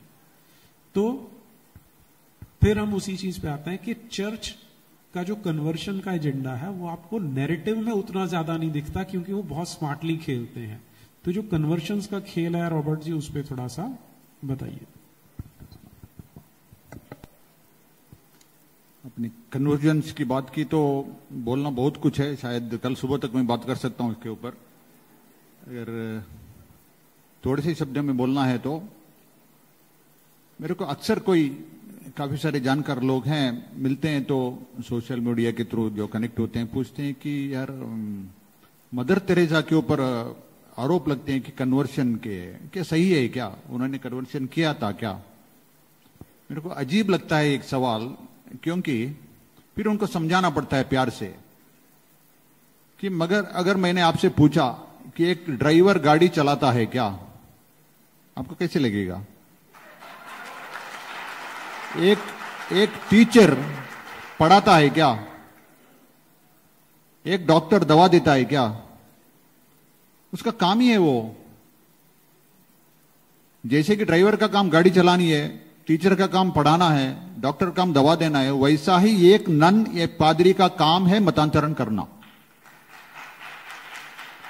जब आप ये बात समझेंगे तो ऐसे सवाल नहीं आएंगे। अब देखिए, मदर तेरेसा को चर्च ने सम्मान दिया कि नहीं दिया? बहुत बड़ा सम्मान दिया। इसका मतलब उन्होंने अपना काम बहुत अच्छी तरह से तरीके से किया, तभी तो बड़ा सम्मान मिला। वो कौन सा काम? वही तो है मतांतरण का। अलग से बोलना जरूरी है क्या इसमें? अब एक काउंटर नैरेटिव की बात आती है तो हमारे बड़े बड़े नेता हैं हिंदू समाज के, अक्सर बोलते हैं जब यो कैसे नैरेटिव में फंस जाते हैं, काउंटर नहीं कर पाते हैं। उसका एक उदाहरण, कोई भी मदर तेरेसा के सेवा की बात करते हैं तो इस तरह से बयान आता है, उन्होंने सेवा की मगर मतांतरण किया। तो एक दूर से देखने वाला एक सच्चा हिंदू को कैसे लगता है, अरे वो तो भिखारी की सेवा करके फिर उसको मतांतरण किया, तो आपको क्या परेशानी है? What is your problem? सही लॉजिक है ना उसका। आप जो बोलते हैं उसने सेवा की, लेकिन इधर फंडामेंटल आपको क्या करना चाहिए था? मदर तेरेसा ने सेवा की क्या? सबसे पहले पूछने वाला सवाल यह था। आप खुद आपके स्टेटमेंट में बोलते हैं कि सेवा की, मदर मतांतरण किया। मैं बोलता हूं चर्च कोई सेवा नहीं करती है, जीरो। फिर इतना दिखता है ना, आपको इतना सेवा दिखती है, फिर भी कैसे नकार सकते हैं आप? जीरो कैसे बोल सकते हैं? कुछ तो दिखता है ना सामने। तो एक बिजनेसमैन है हमारा यहाँ, 1 करोड़ उसका 1 साल का मुनाफा है, कमाया। तो क्या किया उसने, एक अपने बिजनेस के इसमें एरिया में एक बस शेल्टर बना दिया, लोगों को सुविधा हो। ये 50,000 खर्च करके बस शेल्टर बना दिया, ताकि जो भी यात्री है उनको धूप और बारिश से बच पाए। तो उन्होंने सेवा की क्या? सेवा की क्या?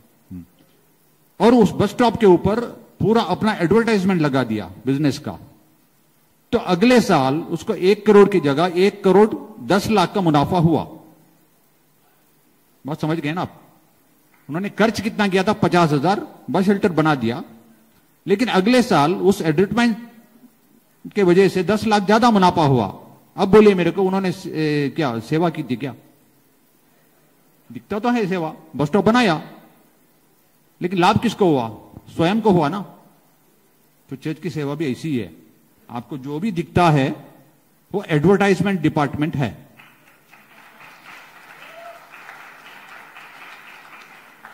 जो मछली डालने के लिए हुक डालते हैं ना, हुक से मछली पकड़ते हैं, तो उसमें एक केंचुआ बांधते हैं उसमें और पानी में फेंक देते हैं। अगर आपने 10 बार डाला तो एक 2-4 बार चांसेस है कि मछली आपको मिलेगी। तो 5 या 6-7 बार मछली खा के निकल जाती है वहां से। तो आप इसको, मैंने 6 मछलियों को अन्नदान किया बोल सकते हैं क्या? मैंने खाना दिया, मैंने तो सेवा की। वो भी सेवा है ना। अब देखिए चर्च की सेवा किस तरफ की होती है। तो बोलते हैं कि हम है 2%, लेकिन हमारी सेवा है 80% भारत में। किस क्षेत्र में? सबसे बड़ी हमारी सेवा है शिक्षा और चिकित्सा में। कोई हमें काउंटर नहीं करती, इतनी बड़ी सेवा हमने दी है। ठीक है। अब देखिए इस देश में शिक्षा और चिकित्सा एक धर्म का भाग था। किसी को शिक्षा देना या चिकित्सा देना धर्म का भाग, और वो मुफ्त था, कोई शुल्क नहीं लगता था उसमें। उसको, विद्या को एक बिजनेस कमोडिटी बना दिया तो चर्च ने बनाया। चर्च का कंट्रीब्यूशन ये है कि आप शिक्षा बेच के पैसा बना सकते हैं। आजकल हम देख रहे हैं ना, सबसे बड़ा बिजनेसमैन कौन है आज कमाने वाले? जो संस्थान, शिक्षा संस्थान चलाते हैं वो है ना। तो आइडिया कहां से आई? चर्च ने दी। इसको सेवा बोला जाता है क्या? अगर वो सेवा है, पैसा लेके विद्यादान करना सेवा है, तो एक पेट्रोल पंप ओनर भी बोल सकता है मैंने पेट्रोल पंप इसीलिए खोला ताकि गाड़ी कोई रास्ते में ना रुक जाए, मैं पैसा लेता हूं फिर भी सेवा करता हूं। एक होटल ओनर भी बोल सकता है मैं लोगों को खाना दे दूं ताकि कोई उपवास ना पड़े, लेकिन पैसा लेता हूं। वो सेवा और चर्च की सेवा में क्या फर्क है? फर्क कोई? तो हम सेवा की दर्जा क्यों दिया उसने? जब हमारे नेता स्वयं मानते हैं कि सेवा की है तो फिर काउंटर कौन करेगा?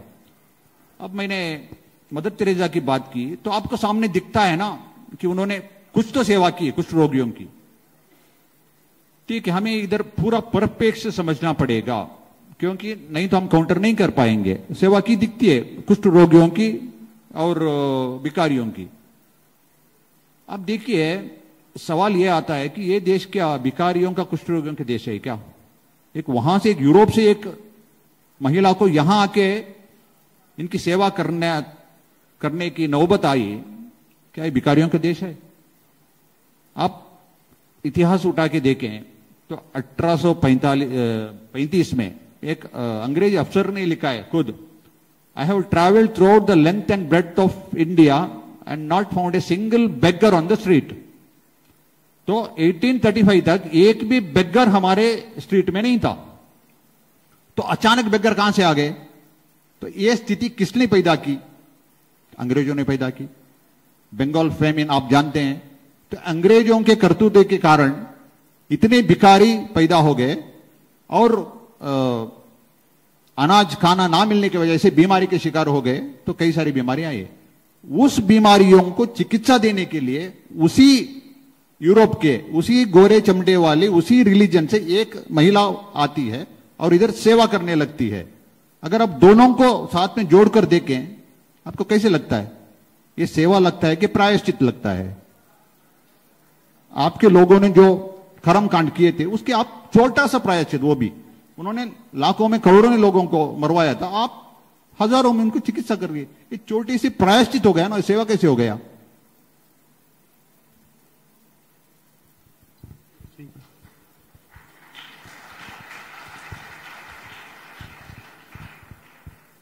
अभी जब रॉबर्ट जी ने बात की थॉमस बेबिंगटन मैकॉले की, और ये जो एजुकेशन की बात चल रही ना, उसमें मैकॉले ने जब ये एजुकेशन सिस्टम शुरू करना था तो उसके एक बड़े फेमस मिनट्स हैं जो बहुत लोगों ने पढ़े होते हैं।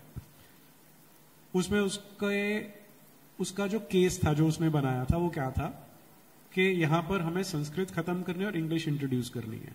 उसको उसने जस्टिफाई कैसे किया कि कलकत्ता में उन्होंने एक इंग्लिश कॉलेज खोला था, तो वो बोलता है कि एक साल में कलकत्ता कॉलेज ने 200 रुपए की कमाई की है, जबकि संस्कृत कॉलेज ने एक भी पैसे की कमाई नहीं की। ऑल्दो संस्कृत कॉलेज में पढ़ने वाले ज्यादा विद्यार्थी थे, इंग्लिश पढ़ने वाले कम थे।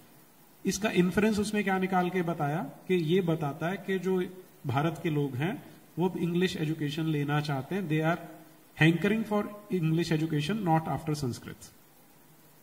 तो जिस कमेटी में उसने ये मिनट्स दिए थे उसी में उसका एक जूनियर था जेम्स प्रिंसेप, उसने इसका जो उत्तर दिया था जो मैक्सिमम लोगों को नहीं पता, वो क्या था?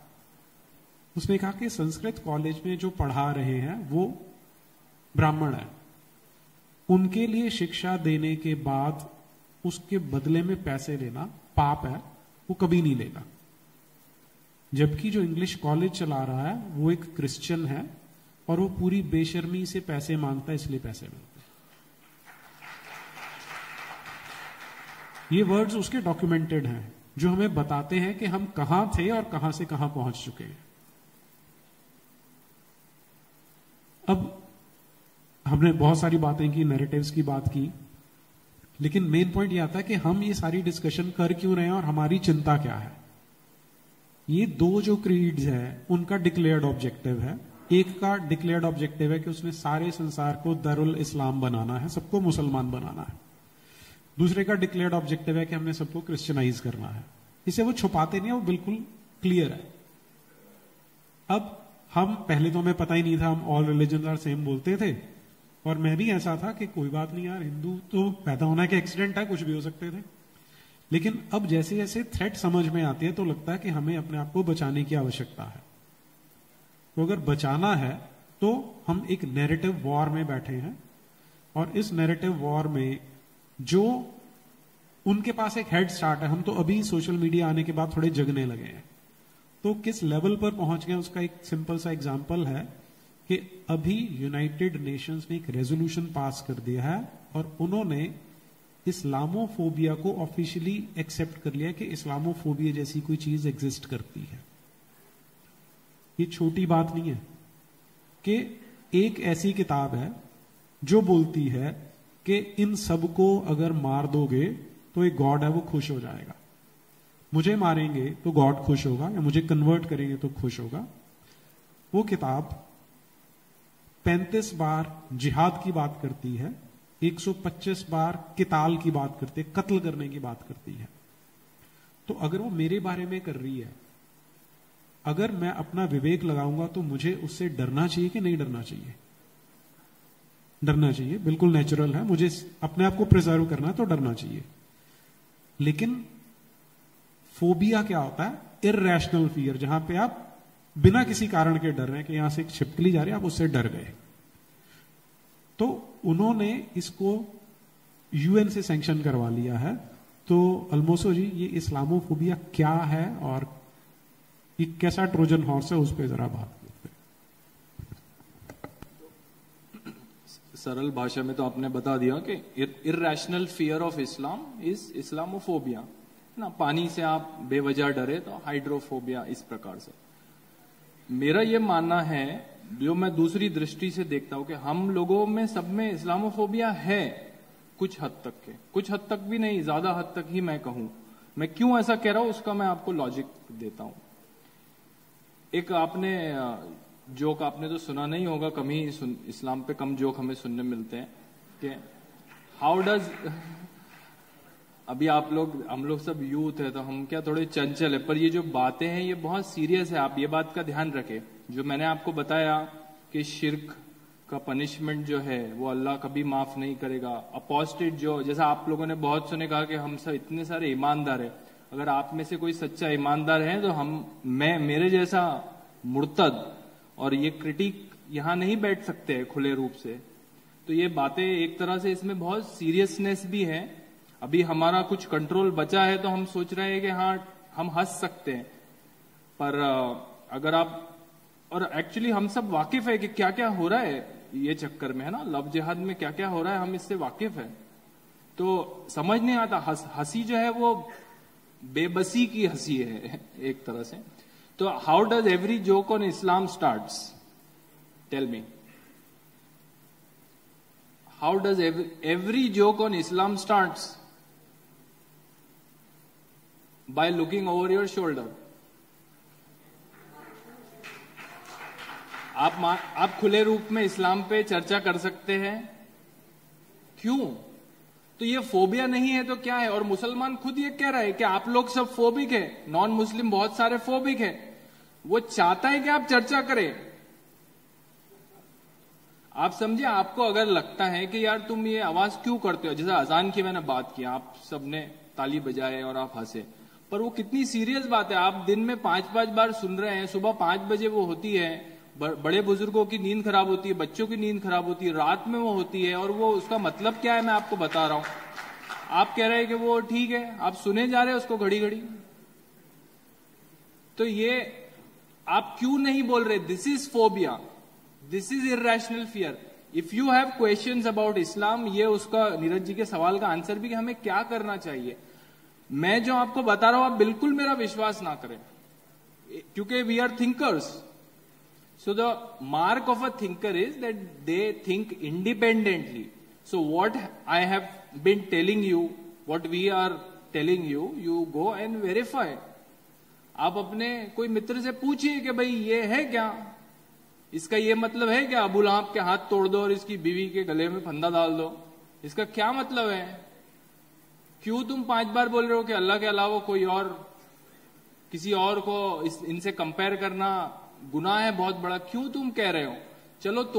चलो तुम्हारी मस्जिद में हम पूजा करें, हमारे मंदिर में तो आओ ही तुम। हमारा स्वभाव कैसा है कि कोई हमें अगर एक जीसस का या अल्लाह का आइडियल दे तो हम अपने मंदिर में रख दे उसे, है ना। साईं बाबा महाराष्ट्र में हम देखते हैं कितने मंदिरों में साईं बाबा, कितने प्रकार की मूर्तियां हैं, पर आप ये चीज मस्जिद में क्यों नहीं कर सकते गंगा जमनी तहजीब के नाम पे? तो ये फोबिया है। तो फोबिया वो जो बोल रहे हैं वो नहीं है, वो क्योंकि 5 लोग सवाल उठा रहे हैं तो वो चुप कराने के लिए कह रहे हैं फोबिया है। पर जो ज्यादातर मॉडरेट्स हम सुनते हैं कि 90% मॉडरेट है मुस्लिम्स में, जो हमारे साथ हमारे समाज में रहते हैं, हमारे जैसा ही सोचते हैं, उनसे आप बात करिए कि भाई मुझे ये सवाल है। तो क्या आप पे भी ये जोक लागू होता है? इसलिए आप लोग हंस रहे हैं क्योंकि जोक सत्य है। इस्लाम के बारे में कुछ बोलना है तो जरा आजू बाजू देख लो कि कौन है भाई, कहीं से नहीं तो, है ना। तो ये फोबिया है, दिस इज इस्लामोफोबिया। और अगर आप ग्रसित हैं इससे तो आप इसका इलाज करवाएं।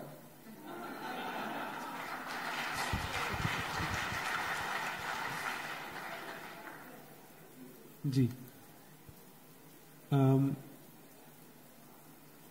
हम प्रश्न ले सकते हैं एक दो ऑडियंस से?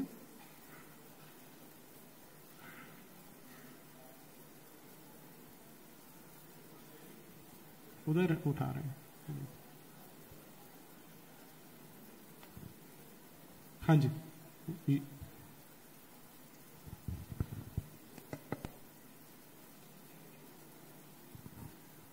हेलो, नमस्ते सर, जय श्री राम। जय श्री राम। सर मेरा प्रश्न अलमसो जी से कि आपने सबने सुना है कि किसी एक फ्रेंच कार्टूनिस्ट ने मोहम्मद साहब के ऊपर कार्टून बनाया, जिसका जुलूस सबने दिल्ली में भी देखा है, इस्लामाबाद में देखा है।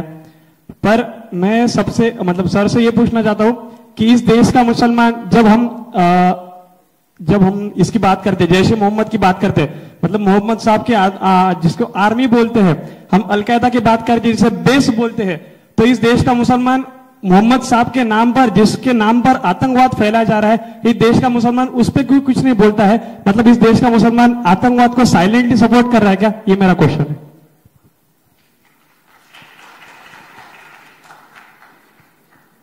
देखिए, एक बात बोलना जरूरी है यहाँ, क्योंकि क्या होता है कि हम कभी भी इस्लाम की बात करें तो ये इस्लामोफोबिया ब्रिगेड है जो बहुत जल्दी आई थी कि आप लोग सब मुसलमान को टारगेट करें। तो हम सब मुसलमानों को कैटेगराइज नहीं कर सकते, क्योंकि लॉजिक में भी एक रूल ऑफ इंडक्शन होता है जो साइंस भी मानता है कि nothing is 100% certain. You can even become sure till 99.9 and you can never say it is 100% so. It's not possible to reach that. Induction deduction दोनों में ये प्रॉब्लम है। तो आप पूरे लोगों को क्लासिफाई नहीं कर सकते, और वही हमारे साथ होता है कि हम किसी न किसी मुसलमान को जानते हैं जो हमें लगता है कि वैसा नहीं है जैसा इस्लाम बता रहा है ऐसे बनने को। तो इसलिए हम हमेशा अपना फोकस इस्लाम पे रखें, क्योंकि इस्लाम उनका जो सुपर स्ट्रक्चर है मुसलमान होने का, उसको टारगेट करता है। और हम भी किसी व्यक्ति विशेष की तरफ घृणा करने से बच जाते हैं, और वो चार्ज से भी हम बच जाते हैं। तो ये पहली बात हुई। दूसरी बात ये कि वो मुसलमान जो है वह भी कंफ्यूज्ड है। आप लोगों ने सुना होगा, तुम्हारे लिए तुम्हारा दीन, मेरे लिए मेरा दीन। सुना है, लकुम दीन ओकुम वलिय दीन। अब ये हर आप मुसलमान को बोले यार तुम दूसरे रिलीजन को अलाउ नहीं करते हो, काफिरों को बोलते हो मार दो, मुर्तदों को खत्म कर दो, ये क्या है? तो वो बोलेगा नहीं नहीं नहीं, तुम्हारे लिए तुम्हारा दीन कुरान में लिखा है, सूरा अल काफिरून।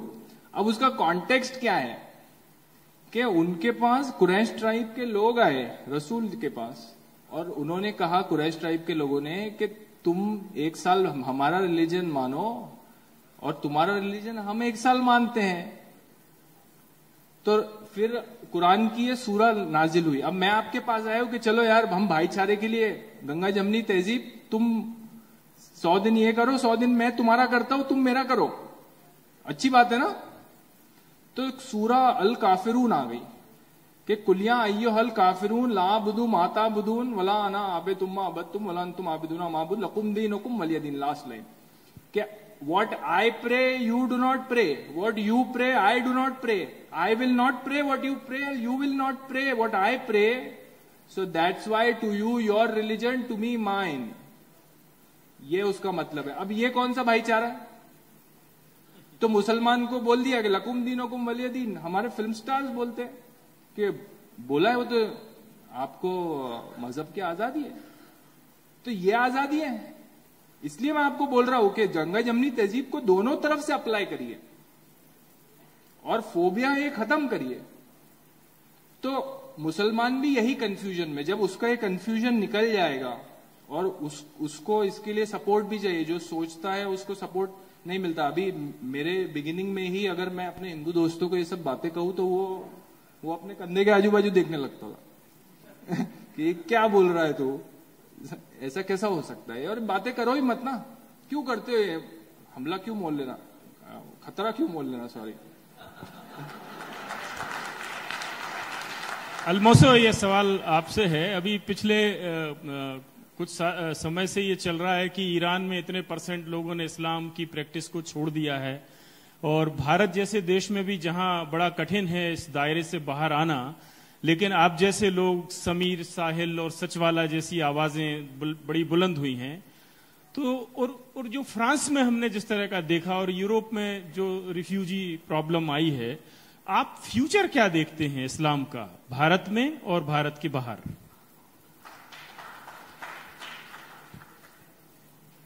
देखिए, कॉमन नरेटिव तो यही है कि भाई इस्लाम बहुत ही तेजी से खत्म हो रहा है, लोग छोड़ रहे हैं, ऐसा हमें दिख भी रहा है, लोग बात कर रहे हैं। पर मैं इस्लाम को बिल्कुल लाइटली नहीं लेता हूं, बिल्कुल भी नहीं। इतनी सी भी आप लोग गलती ना करें कि नहीं ये तो चेंज हो गया, अभी सडनली आपको बहुत सारे मौलवी भगवा भी डालते हुए दिखेंगे, हनुमान चालीसा गा रहे हैं। जब तक ये आइडियोलॉजी की क्लैरिटी सबके सामने नहीं आती है, जब तक कि हमें इसे लाइटली नहीं लेना है। अपीजमेंट जैसा हम अपीज कर रहे हैं, अभी सामने से भी अपीजमेंट हो रहा है ना। मूवी के रिलीज के बाद लोग टेम्पल जा रहे हैं, फोटो डाल रहे अपने, तो ये सब चलेगा। पर फ्यूचर मैं गेस नहीं करना चाहता हूं। दिख रहा है हमें कि लोग आ गए क्योंकि वो बात कर पा रहे, काफी सारे हैं। पर कितने एक्स मुस्लिम है गिनती के? 100 एक्स मुस्लिम? कितने बिलियन? 1.8 बिलियन कितने मुस्लिम है पूरे वर्ल्ड में? क्या होगा इससे? जब हम खुले रूप से बात कर पाएंगे, जब आप अपने कंधे के आजू बाजू देखना बंद कर दें, मुसलमान स्वतः इस्लाम की बात करने में, तब मैं कहूंगा कि फ्यूचर बहुत ब्राइट है। Till then we are at war with Islam, as simple as that. इसमें एक चीज जो मैं ऐड कर देता हूं कि हम जब थिंकर्स बैठ के बात कर रहे हैं तो ये हमारा दायित्व बनता है कि अभी तक हमें पता नहीं था कि दो आइडियोलॉजीज किस चीज को रिप्रेजेंट करती हैं, क्या थ्रेट पोज करती हैं, तो तब तक ठीक था। लेकिन जब हम यहां से निकलेंगे आज, तो अपने मन में ठान के जाइएगा कि हम सबके ऊपर हमारे पितरों का, हमारे ऋषियों का ऋण है, हमारे पूर्वजों का ऋण है, जो लड़ते रहे लेकिन हार नहीं मानी। और अगर हम सनातन धर्म के एम्बेसडर बन के निकलते हैं, और ये याद रखें कि एक तरह से मुसलमान भी, ईसाई भी इन दोनों आइडियोलॉजीज के विक्टिम्स हैं, उन्हें उनसे बाहर निकालना है हमें। और ये मैसेज हमारे नेताओं तक पहुंचना चाहिए। जो पॉलिटिकल क्लास, अनफॉर्चुनेटली सारा कुछ पॉलिटिकल क्लास के हाथ में है, उन्हें भी ये चीज समझ में आए कि ग्राउंड से आवाज उठनी शुरू हो गई है, तब हम इसको जो चैलेंज हमारे सामने है उससे हम निपट सकते हैं। अगला क्वेश्चन लेने से पहले रॉबर्ट जी से मैंने एक क्वेश्चन लेना था कि अल्टीरियर मोटिव ऑफ रिलीजन क्या है। जब हम रिलीजन की बात कर रहे हैं तो हम केवल दो रिलीजन की बात कर रहे हैं, धर्म की बात नहीं कर रहे। जी, अल्टीरियर मोटिव ऑफ रिलीजन, धर्म का मोटिव हमें पता है कि जब तक जिएंगे तो भाईचारे में जिएंगे, और आध्यात्म वो होता है धर्म का मूल। तो रिलीजन का मूल उद्देश्य क्या है कि power, political power and the control of entire world. एक सेंटर से पूरी दुनिया को चलाएं, अपनी उंगली पे नचाएं। हो सकता है कि, अगर हो सकता है तो कैसे हो सकता है? वो भी बिना मिलिट्री, बिना पुलिस के। वो हो सकता है थ्रू रिलीजन। एक केंद्र से आप पूरे दुनिया को मुट्ठी में रख सकते हैं। शर्त यह है कि हफ्ते में एक बार, संडे या फ्राइडे, उनको बुला के ब्रेन वॉशिंग करना जरूरी है। करते रहो, ब्रेन वॉशिंग करते रहो, अपने डॉगमा में बनाते रहो, तो जब तक आपके कंट्रोल में है तो पूरा दुनिया आप चला सकते हैं। And ultimate goal is political power. तो ये हम समझ गए तो पूरा क्लैरिटी आ जाएगी। जब तब बोलते वक्त मैंने कहा कि मैं ईसाई बनकर मेरा कोई इंडिपेंडेंस नहीं, ये पूरा चर्च के चंगुल में बने। आपके मन में सवाल आता है तो बाहर क्यों नहीं आते? तो इसका थोड़ा सा क्लैरिटी देना चाहता हूं मैं। आप में से कई सारे लोग मठ मंदिर द्वारा चलाए जाने वाले स्कूल में पढ़े होंगे ना। जब आप संडे छुट्टी होती है, मंडे स्कूल में जाते हैं, तो आपने कभी देखा है कि मंदिर का पुजारी डंडा लेकर खड़ा है पूछने के लिए, कल मंदिर क्यों नहीं आया था? कल छुट्टी थी, मंदिर आना जरूरी था ना, क्यों नहीं आया? किसने अनुभव किया या नहीं किया ना? मैंने अनुभव किया है। तो चर्च के से चलाए जाने वाले स्कूल में मैं जब पढ़ता था, तो मंडे स्कूल में जाता था तो पादरी खड़ा होता था डंडा लेके, कल संडे क्लास में क्यों नहीं आया? जो भी नहीं आया उसको पिटाई होती थी। हालांकि मेरे को ज्यादा पिटाई नहीं हुई, मेरी बड़ा डिसिप्लिन था, जाता था संडे को। मेरे मित्रों को कई सारों को पिटते हुए मैंने देखा है। तो एक जबरदस्ती है, आप इससे बच नहीं सकते। तो शुरुआत बचपन में ऐसी जबरदस्ती गए, फिर तो आदत पड़ गई, फिर एक टाइप का भय भी होता है कि संडे नहीं जाओगे तो फिर नरक जाओगे, स्वर्ग नहीं मिलेगा। जब जाते हैं तो वहां प्रार्थना के बीच एक सरमन होता है, और सरमन इसीलिए होता है कि ब्रेन वॉशिंग के लिए। वो it is one way communication. Stage पे मैं बोल रहा हूं, आपको सवाल पूछने का कोई चांस नहीं है। मैं बचपन में मेरे मन में कई सारे सवाल होते थे, लेकिन मैं पूछ नहीं पाता, क्योंकि वन वे कम्युनिकेशन है। सुनते जाओ, फिर क्या हो जाता है, अपने सवाल सब दब जाते हैं, जो वो बोल रहा है वही सच है। तो ब्रेन वॉशिंग आपको एक पूरा, एक जानवर भी नहीं, जानवर में भी कुछ ये होता है, उससे भी बदतर बना के छोड़ दिया, तो आप पूरा कंट्रोल में रहेंगे। ये है मूल उद्देश्य। अब जो मास कन्वर्शन के बारे में बोलूं, समय है तो आपने कन्वर्शन की बात तभी की। अब जो कन्वर्शन हो रहा है, एक मास कन्वर्शन कैसे होता है, एक उदाहरण देता हूं मैं। आजकल बहुत चर्चा हो रही उदयनिधि स्टालिन की, कि कोई एक सनातन धर्म के खिलाफ उसने बयान दिया, बड़ा चर्चा है। मैं कर्नाटक से आता हूं, आपने कभी सुना है कर्नाटक के बगवादारी, एक नहीं कई सारे एंटी हिंदू कमेंट किए हो, कभी सुना है आपने? बहुत सारे हैं ऐसे। वो लिंगायत मठाधीश हैं, चित्र विचित्र बयान है, आप चौंक जाएंगे मैंने बताया तो। एक आके बोलता है कि अरे लक्ष्मी पूजा करना क्या मूर्खता है, अमेरिका और जापान में जाके देखो, उनको लक्ष्मी कौन है पता नहीं है, फिर भी उनके पास धन दौलत है, आप लक्ष्मी की पूजा में पड़े हो। और बोलता है गाय की पूजा करना क्या मूर्खता है, सुअर की पूजा भी करो क्योंकि वो वराह अवतार है। वो एक भगवादारी स्वामी का स्टेटमेंट है। वो एक नहीं कई सारे, बड़ा झुंड है उनमें ऐसे। तो उनका उद्देश्य क्या है? जब हम कोई एक चर्च से कोई बोलता है तो हमें लगता है कि वो हिंदू विरोधी है। अभी तो भगवादारी बोलने लगे ना। अब देखिए, कई साल के बाद मैं एक भविष्यवाणी करना चाहता हूं। कई साल के बाद वो ऐसे बोलेंगे, उसी भगवादारी से बुलवाएंगे, मुंह से ये बातें भी आएंगी। उनका स्थापक है, लिंगायत का स्थापक है बसवण्णा, 12वीं शताब्दी में एक बड़े महान संत थे। उनके द्वारा उनके अनुयायी जो है लिंगायत, और कर्नाटक में आधे से ज्यादा आबादी उनकी है, ऑलमोस्ट 50%। तो कुछ समय में वे बोलने लगेंगे, ऐसे ट्रीटमेंट देके एक दिन अचानक बोलने लगेंगे, खुद बसवण्णा जीसस क्राइस्ट से प्रभावित थे, उनके प्रभाव से उन्होंने वचन लिखा और अपना अनुयायी बनाई। तो जब बसवण्णा ही ईसाई हो गए तो पूरा समुदाय एक ही झटके में ईसाई हो गया ना। यह है आइडिया मास कन्वर्शन का। और ये ऐसा हुआ तो मेरे को कोई आश्चर्य नहीं होगा, क्योंकि उसी दिशा में जाते हुए मुझे दिखाई देता है। जी, एक क्वेश्चन का समय और है, एक ले सकते हैं। इधर ये सामने बोल रहे थे जी।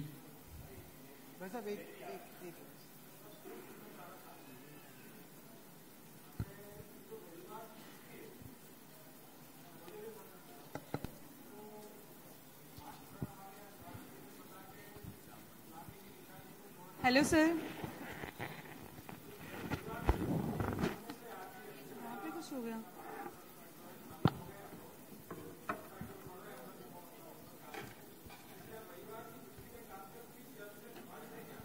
बिल्कुल, रविवार की छुट्टी तो चर्च से प्रभावित है, वो भारत का कॉन्सेप्ट है ही नहीं। और आपने जिक्र किया प्रधानमंत्री का स्टेटमेंट, गुलामी का संकेत तो और कई सारे हैं। ये आपने तो बहुत बड़ी बात दी, संडे का छुट्टी कैंसिल करना तो बहुत बड़ी बात होगी। छोटे छोटे काम नहीं कर पा रहे हैं। 7,000 ऐसे नाम है भारत में, 7,000 नाम गुलाम जो इनकी निशानी है, उनको बदल नहीं पा रहे हैं। अहमदाबाद का नाम आज भी कर्णावती नहीं हुआ है, और अब ये उम्मीद करते हैं। सर, मेरा एक क्वेश्चन है कि एक जो मुस्लिम लड़कियां होती है वो कहती है कि हिजाब पहनना उनका खुद का राइट है, ठीक? एंड अगर वो हिजाब पहनती है और उनका खुद का वो पर्सनल राइट है, तो क्या वो एक्चुअल में एक राइट है या नहीं है? क्योंकि द थिंग इज, हिजाब पहनना कहीं ना कहीं, अगर हम एक सेकुलर स्टेट में या कंट्री में रह रहे हैं, तो हिजाब एक कंपल्सरी चीज नहीं है कि सिर्फ हिजाब पहनना ही पड़ेगा। तो उसके ऊपर आपकी क्या टिप्पणी है? किससे पूछा है क्वेश्चन आपने? तो मैं जवाब दे दूं इसका? कोई भी जवाब दे दो आप तीनों में से। जी, आपने जब हिजाब की बात की तो जब कंट्रोवर्सी शुरू हुई थी उड़ुपी में, एक लड़की ने किया था, जब से उसने हिजाब पहनना शुरू किया स्कॉल में आके, उसके कुछ ही समय पहले, एक 6 महीने 8 महीने पहले के उसी के खुद के सोशल मीडिया पोस्ट आप देख लो, उन्होंने ही पोस्ट किए आधे नंगे फोटो खुद के जिसमें पेट दिखता हो। तब हिजाब याद नहीं आया था, अब हिजाब याद आया। It's part of brain washing. वो हक नहीं है, ब्रेन वॉशिंग का भाग है।